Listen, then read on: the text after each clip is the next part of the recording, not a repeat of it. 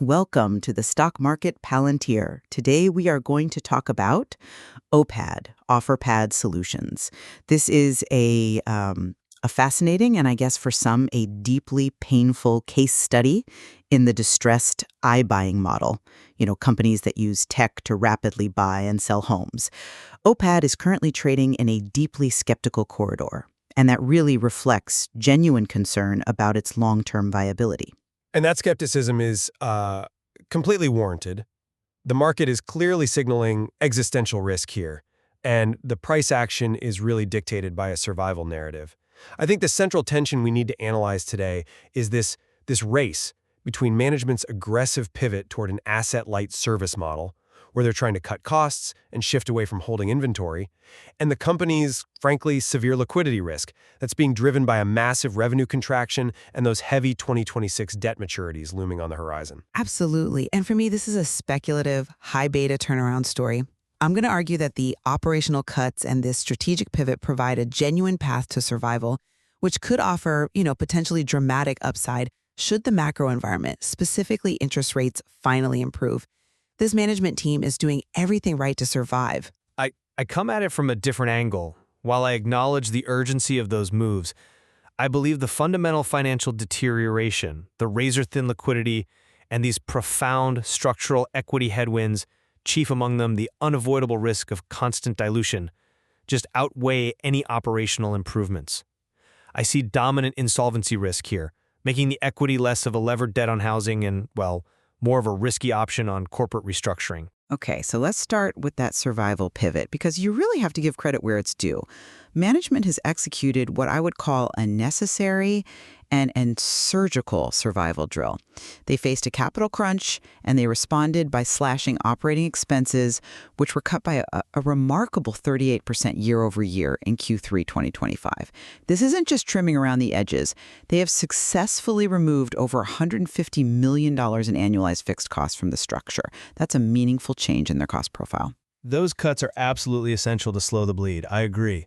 But they are absolutely not sufficient to achieve escape velocity. They're just minimizing the burn rate on a wick that is already far too short. But critically, the unit economics they've retained show resilience, and that validates their core strategy. When we look at contribution profit after interest, which is really the gold standard for measuring their efficiency, that's the gross profit minus holding and selling costs and the interest expense, that figure stands at a very healthy $8,200 per home.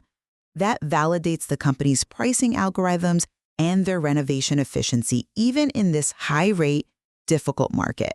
They are proving the model works, albeit at a tiny scale right now. But the problem is exactly that tiny scale. I mean, $8,200 per home sounds good, but they only sold 367 homes in that quarter. That is a volume collapse. We are talking about maybe $3 million in total contribution profit, which is, wholly insufficient to cover corporate overhead costs, the executives, the tech, the headquarters. This is exactly why they still reported a net loss of $11.6 million in Q3 25. They are shrinking fast, and the losses just keep coming. But that net loss is a function of the macro environment and the cost of capital, not necessarily a structural failure of their unit-level operations. And that leads us to their strategic solution, the pivot to asset-light services. This high-margin renovate division is gaining real traction. It generated $8.5 million in revenue in Q3 2025. That's the highest it's ever been. This revenue stream is crucial because it decouples future growth from the need to load up the balance sheet with high-risk inventory. It's moving them toward a fee-for-service model. I agree that asset-light is the only future they have, but $8.5 million in high-margin revenue cannot compensate for an $11.6 million quarterly hole. It just can't. Before we move off the technical side, let's consider the trading mechanics. The high short interest, sitting at around 11.05% of the float, combined with a days-to-cover ratio near 5.0, creates a technical coiled spring. For traders, this implies that if any positive catalyst hits, like a long-anticipated Federal Reserve pivot on rates, the scramble by shorts to cover could cause a dramatic, a disorderly upward repricing. That coiled spring argument is compelling for a short-term trade. I get it. But I would argue the fundamental weight of the volume collapse and this liquidity crisis is just too heavy for any technical squeeze to hold. I'm sorry, but I just don't buy that the operational gains overcome this volume collapse. Revenue contracted 36.2% year over year. The liquidity issue is the real story here. Liquidity is razor thin. $31.0 million in unrestricted cash. When you are losing $11.6 million a quarter, that implies an incredibly tight margin for error. Realistically, only 6 to 7 quarters of runway, and that figure is heavily reliant on flawless inventory turnover. Any delay in sales means cash gets trapped in non-earning assets. But they are moving that inventory quickly. They have to. They do, but let's look at the debt structure, because that signals true distress. They are relying heavily on a related party, LL Private Lending Fund, for short duration extensions, sometimes only out to August 2025. Relying on an insider for capital tells me that traditional commercial bank financing in the debt markets are tightening or have outright abandoned them. This is an ominous signal. I mean, that relationship, as precarious as it is, has provided the necessary bridge financing and kept the doors open while they execute this pivot. But the largest overhang of all, and what I think kills your coiled spring thesis, is the $100 million at-the-market or ATM sales agreement. For listeners who might not track these distressed mechanisms, an ATM allows the company to sell new shares directly into the open market at prevailing prices.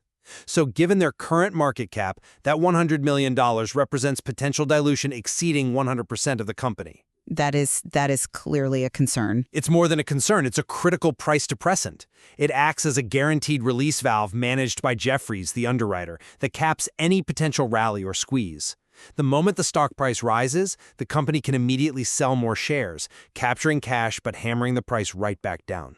Okay, let's focus on the scale of the pivot, because that's the path to long-term viability, however steep it may be.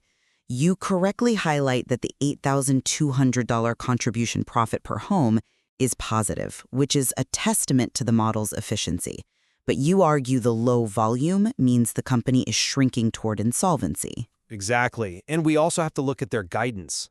Q4 2025 revenue guidance of $100 million to $125 million signals the revenue trough has likely not been reached yet, which means volume is still collapsing. The high-margin, asset-light businesses like Renovate, they just lack the necessary size to replace that collapsing core iBuying revenue. You can't survive on $8.5 million in high-margin service revenue when your total quarterly loss is $11.6 million. The math just doesn't close the gap quickly enough. I see why you think the pace is too slow, but optimizing for survival is paramount in this high-interest rate environment where inventory carrying costs are lethal. The pivot fundamentally shifts OPAD from a capital-intensive buyer and seller of real estate into more of a logistics and service provider, Renovate, HomePro. Yes, there is a risk of hollowing out the organization as they shrink, but I think that risk is acceptable if it preserves the existing $31 million in cash until housing transaction volumes inevitably recover. The management team is rationally focusing on margin efficiency over sheer volume growth right now. And I agree that margin efficiency is the right strategic move. But the market views this as a rational optimization of a machine that is, that's running out of fuel. The core question for any investor is timing. Can they generate enough service revenue and stabilize the core iBuying volume before that $31 million is gone? I just don't see the scale developing fast enough to beat the clock. That brings us neatly to the structural overhangs, which are a major source of investor anxiety, especially around the reverse split in that ongoing dilution risk. Look, I acknowledge the 1-for-15 reverse split in 2023 was a devastating event for long-term holders. But it was a bitter pill that was necessary to preserve the NYSE listing. That listing is critical for maintaining any institutional access and any semblance of market credibility. Furthermore, the resulting low share count, now approximately 37 million shares, actually enhances volatility potential. It attracts a different class of trader looking for those high leverage movements, including potential gamma squeezes because of the tighter float. That's an interesting point on the technical volatility. But I think we need to look at those structural costs in a different light, focusing on the sheer pain inflicted on the legacy shareholder base. The reverse split resulted in catastrophic cost-basis destruction for the original SPAC buyers. For those who entered at the $10 SPAC price, their break-even is now $150 per share. Wow, 150. That's staggering. It is. So this group creates a persistent structural ceiling. They are forced sellers. They will sell into every single rally, regardless of fundamentals, just to salvage whatever capital they can. This continuous selling pressure guarantees that a sustained upward movement is almost impossible without a complete overhaul of the shareholder base. That's selling pressure, yes.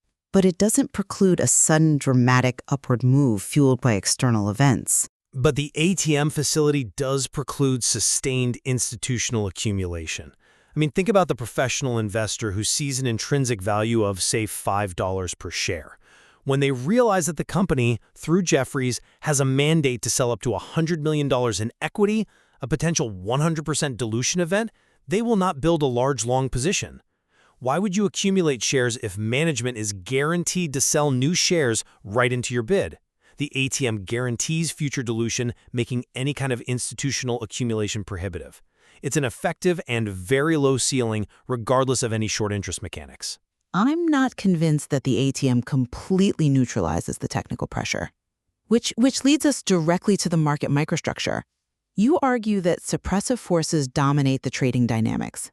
You point to consistent dark pool internalization, where the off-exchange short volume ratio often exceeds 35% and spikes over 60%. Yes, and this is why price discovery is so challenging here. For the listener, the off-exchange short volume ratio measures the amount of trading that takes place away from the public lit exchanges, often through dark pools. This high dark pool participation is a massive damper on volatility. It prevents upward price discovery by routing retail buying away from the national exchanges. The mechanism of suppression is clear. Significant liquidity is being managed away from the public eye, neutralizing the very retail squeeze potential you're hoping for. That's a compelling argument regarding price suppression and the flow dynamics. But furthermore, the stock acts as a high beta sympathy trade of open door, which means OPAD's price is often dictated by unrelated algorithmic trading responding to general open news. This introduces non-idiosyncratic risk. OPAD can fall simply because its larger peer experiences bad news, even if OPAD's fundamentals haven't changed that day. I appreciate the sophistication of that view, but technical mechanics still matter intensely for short-term asymmetrical opportunities. You cannot simply ignore the high days to cover, which is sitting near 4.86. That suggests a potentially disorderly upward move if a genuine positive catalyst hits, simply because shorts will scramble for liquidity, a classic definition of a short squeeze setup. But the ATM is the counterpressure. They just sell into the squeeze. Even momentarily discounting the ATM, you have to consider the non-trivial clusters of failures to deliver, or FTDs, we've seen, over 100,000 shares failing to deliver on certain days in the last quarter of 2025. Now, for the audience, FTDs happen when a seller can't deliver the shares on settlement day, suggesting supply constraints or complex shorting activity. These FTDs can eventually trigger regulation SHO buy-ins, creating mechanical buyers independent of any fundamental valuation. This sensitivity to external factors is precisely what makes it an arbitrage candidate. That 12.5% jump we saw recently on mere Federal Reserve comments about potential rate cuts shows the equity is already viewed as a highly levered bet on a macro change. It makes it suitable for volatility arbitrage, not traditional investment. Volatility arbitrage, yes. Investment, no. The structural forces, the massive dilution overhang, and the dark pool activity ensure that any rally fueled by FTDs or macro news will be short-lived and sold into, either by management via the ATM or by those legacy shareholders trying to get out. The technical landscape is built to suppress sustained upward movement. The stock is currently being treated as a distress multiple, trading at around 0.1x price to sales, which is nearly identical to Opendoor, a company that has a much larger cash pile. The market has placed its bet. This is the riskier stub equity. I see the severe risk, but I keep coming back to the fact that management has stabilized the unit margins and rigorously positioned the company for survival by focusing ruthlessly on those cost cuts and asset-light services. While the risk is extreme, the severe market discount, that PS ratio of about 0.1x relative to, say, Zillow, which trades at 5.51x PS, combined with those coiled technical dynamics, offers significant asymmetric upside if the housing market or credit conditions pivot sharply in 2026. This is a potential lottery ticket stock, yes, but it's a lottery ticket management fought hard to keep in play. That path forward is simply too narrow to bet on. The race between those commendable cost cuts and the $31 million cash runway is just too precarious. And it's made far worse by the looming and unavoidable dilution risk from the ATM facility and their dependence on expensive short-term related party debt. The equity remains, fundamentally, an option on survival. Given the continued stagnation in housing transaction volumes, that option carries a significant and, I think, unavoidable risk of a total common shareholder wipeout via restructuring. The material provides strong evidence for both viewing OPAD as a levered survival story and as a case study in distressed assets prone to structural failure. A truly binary outcome, but one that rewards those who pay close attention to both the fundamental cuts and the technical mechanics. Agreed. It's a compelling, high-stakes situation for sure. Thank you very much for hearing us. Let us know in the comments what is your opinion and if you want us to analyze other stocks. Don't forget to subscribe to the Stock Market Palantir channel to catch up with more stock insights, and see you in the next video.